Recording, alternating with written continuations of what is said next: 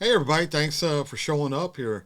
I got another request from Justin from Adelaide Hills through Buy Me a Coffee, and this one's going to be about Australian banknotes production. It's a short one, and Justin says just a random you might find interesting. Our banknotes are even better now, but I remember trashing old paper while swimming.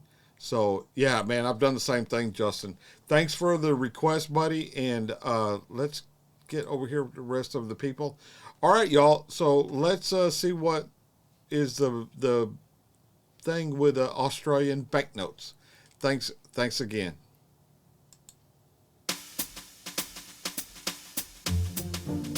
There are over $50 billion worth of Australian banknotes in circulation, all of which have a range of special security features that make them a lot harder for criminals to counterfeit.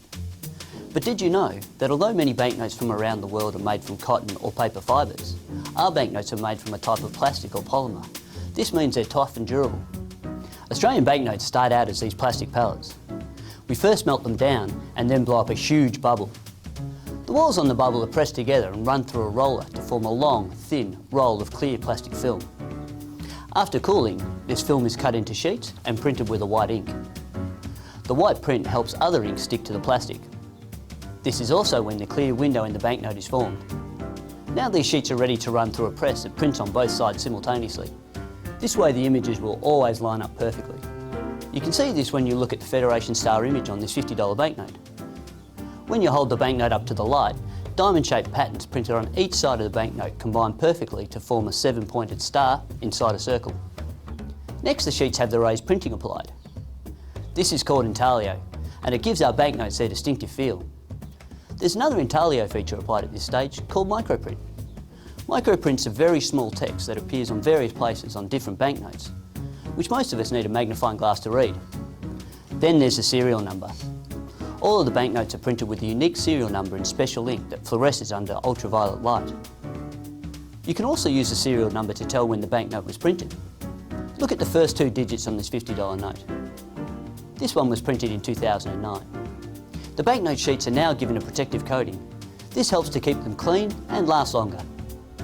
And finally, the sheets are cut into individual banknotes. Check to make sure they were printed without errors, stacked, wrapped and packed onto pallets. This pallet has $48 million worth of $100 banknotes on it. These banknotes will be used mainly to replace worn and damaged notes which are taken out of circulation every day. The worn and damaged banknotes are then shredded into small pieces, melted and reformed into plastic beads. These beads can then be used to make other plastic products. Well, there you have it. From pellets to pallets. That's how Australia's distinctive and durable banknotes are made. Yeah, man, I thought that was pretty interesting. You know, you don't realize when you're spending a dollar, $50, $100, whatever you're spending, you don't stop. We never do. We never stop to take in consideration what all goes into money, because the vast majority of us, 99.9%, we're not thinking of counterfeit. We're just thinking of going out, working for a living, getting a paycheck for the work that we did, and we go, buy our beans, bullets, and band-aids. We don't ever think about what it took to make that actual bill. So when they explain it to you, the polymer and the plastics and Itigo or something of that nature, man, I swear I saw something over here moving in my office or my little shed. Could be just me. But anyway, we never take into consideration what all goes into it, especially the security functions and you know, to make sure the money that you have is not counterfeit.